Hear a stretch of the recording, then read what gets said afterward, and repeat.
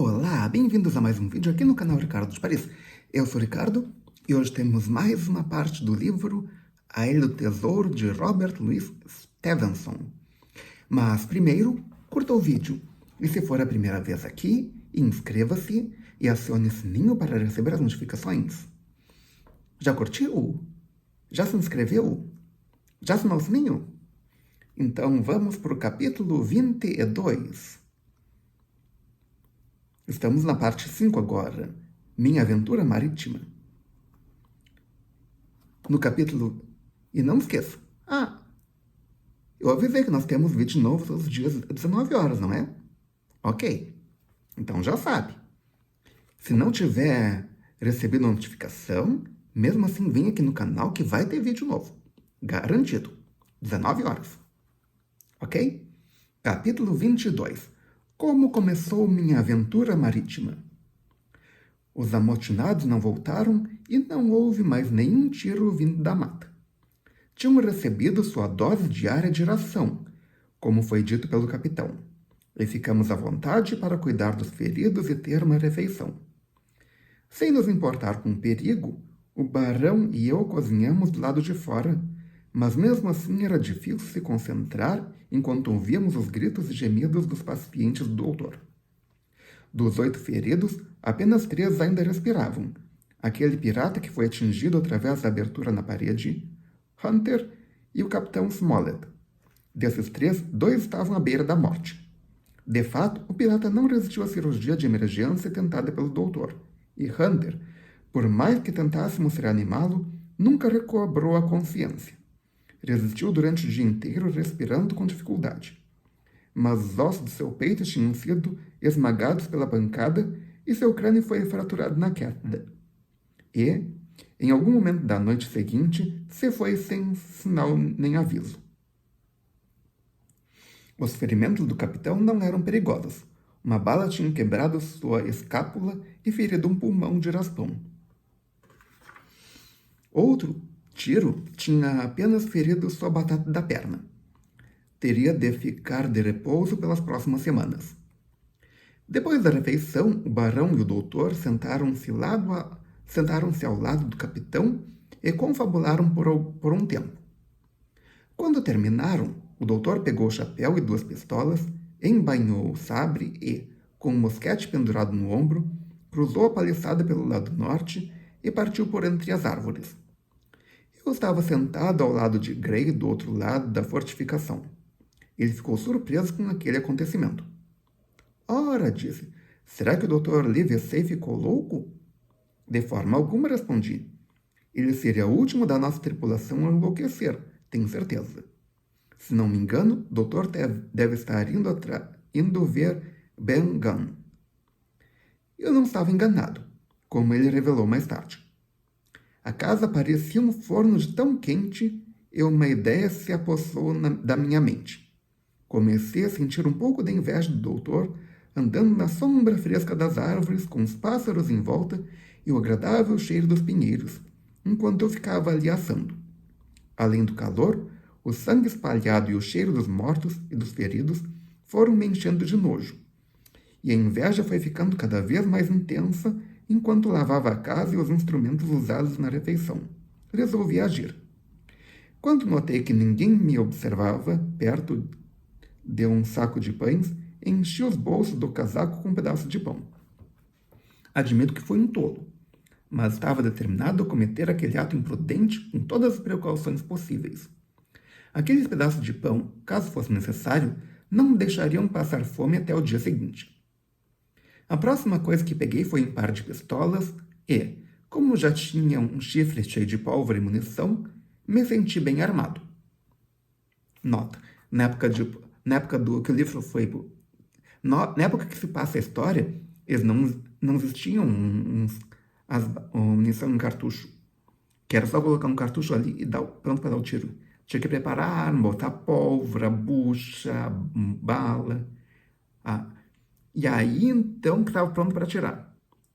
Deu o tiro, fazer tudo de novo. Botar pólvora, botar bucha, botar um outro bala, apontar e dá o tiro. Ou seja, por isso que elas tinham uma baioneta, que é uma lâmina na ponta. Se na batalha desse um primeiro tiro, eles iam atacar com a baioneta. Não tinha outro. Não iam parar a batalha para ele recarregar de novo. Meu plano era descer pelo banco de areia que separava a ancoragem do mar aberto a leste e encontrar a pedra branca que tinha avistado para verificar se o barco de Bengan estava escondido ali. Ainda acredito que valia a pena se arriscar por um barco. Como sabia que não me deixariam sair da fortificação, planejava sair me esgueirando quando ninguém estivesse olhando. Só isso já bastava para mostrar como eu estava errado. Afinal, surgiu uma oportunidade perfeita. O barão e Grey estavam ajudando o capitão com as ataduras e aproveitei para dar uma corrida e pular por cima da paliçada. Antes que minha ausência fosse notada, já estava fora do alcance dos gritos dos meus companheiros. Minha segunda tolice, muito mais grave que a primeira, pois dessa vez tinha deixado 2 homens sozinhos para guarnecer a casa. Mas da mesma forma que a primeira, acabou sendo uma ajuda para nos salvarmos. O autor dando spoiler. Fui direto em direção ao lado leste da ilha, pois estava decorrido a percorrer o lado do banco de areia voltado para o mar, de forma a não ser visto desde o ancoradouro. A tarde avançada ainda estava ensolarada e quente. Continuei pelo meio das árvores e comecei a ouvir ao longe não só o trovejar contínuo da arrebentação, mas também o som da folhagem e dos galhos sendo sacudidos por um vento mais forte que o comum. Logo fui atingido por lufadas de ar frio, e alguns passos adiante vi o mar azul e o sol no horizonte, com as ondas quebrando e espalhando espuma por toda a praia. Fui andando na beira do mar até achar que já estava bem ao sul. Então passei a me proteger entre os arbustos e rastejei com cautela até o limite do banco de areia. Atrás de mim estava o mar e em frente o ancoradouro. A brisa marinha já amainava. Dava lugar a ventos muito leves e inconstantes vindos de sul-sudeste, trazendo grossos rolos de nevoeiro. O ancoradouro a leste da ilha do esqueleto se mantinha calmo e imóvel, e a imagem da espanhola se refletia completa naquele espelho perfeito, desde a ponta do mastro até a linha d'água, com a bandeira dos piratas hasteada bem no topo. Um escaleiro estava ao lado da embarcação maior, com Silver ocupando a proa, enquanto 2 homens se debruçavam sobre a amurada da proa. Um deles era o mesmo patife com um gorro vermelho que algumas horas antes tentara pular a paliçada. Eu estava muito longe para ouvir uma só palavra do que diziam, mas parecia ser uma conversa amena. Logo depois, o escaler se afastou e seguiu na direção da costa. O homem com o gorro vermelho desceu com seu camarada para a cabine. Bem nessa hora, o sol acabou de se esconder por trás do morro da luneta. E, como a neblina estava se formando rapidamente, começou a escurecer de verdade. Percebi que não podia perder tempo se quisesse encontrar o barco naquela tarde. A pedra branca, bem visível por cima da vegetação, ainda estava um pouco distante, banco de areia abaixo. Tive bastante trabalho para percorrer esse trecho, rastejando e engatinhando por entre as moitas. A noite já tinha quase chegado quando alcancei a pedra. Embaixo dela havia uma depressão muito pequena, escondida por entre bancos de areia e uma moita densa de vegetação rasteira. O chão ali era todo coberto de relva verde que crescia em abundância, e lá estava, no centro do pequeno declive, uma pequena tenda feita de couro de cabra. Entrei no buraco, levantei um dos lados da tenda e vi o barco de Bengan. Se algum dia algo pareceu ser feito à mão, foi esse barco. Uma moldura torta e rudimentar feita de madeira resistente, com couro de cabra esticado sobre ela com a parte do pelo para dentro. Era muito pequeno mesmo para mim, e era difícil acreditar que poderia flutuar levando um homem adulto. Havia uma espécie de banco no fundo do barco e 2 remos para a propulsão.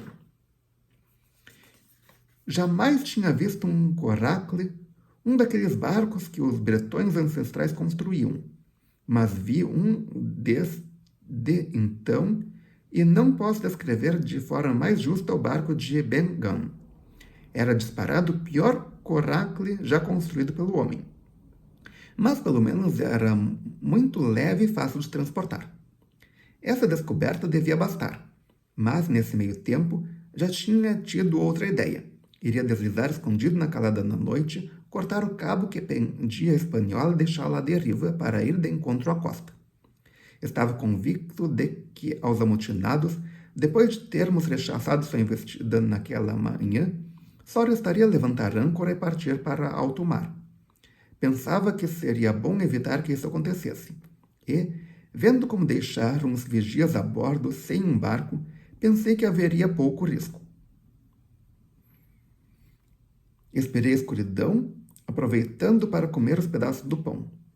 Era uma noite perfeita para o meu plano. A neblina tinha coberto tudo e a escuridão total baixou sobre a ilha do tesouro. Quando finalmente levantei o coracle sobre meus ombros e comecei a levá-lo para a água, havia apenas 2 pequenas luzes visíveis em todo o ancoradouro. Uma era a grande fogueira na costa, em torno da qual os piratas derrotados festejavam no pântano. A outra, um mero borrão de luz na escuridão, indicava a posição da embarcação ancorada. Tinha girado com a maré e sua popa agora estava virada para mim. As únicas luzes a bordo vinham da cabine e o que eu via era apenas o reflexo da neblina dos raios de luz que saíam pela janela de popa. A maré já tinha vazado por algum tempo e tive que andar por um trecho largo de areia encharcada antes de chegar até a beira da água. Avancei mais um pouco, a pé por dentro da água, e coloquei o meu coracle de casco para baixo sobre as ondas. E por hoje é só. Se você gostou, clique em curtir. Adicione esse vídeo aos seus favoritos, compartilhe com seus amigos e volte amanhã para mais um vídeo. Que horas? 19 horas, como sempre. Ok? Obrigado pela presença, obrigado pela audiência. Até amanhã às 19 horas e tchau!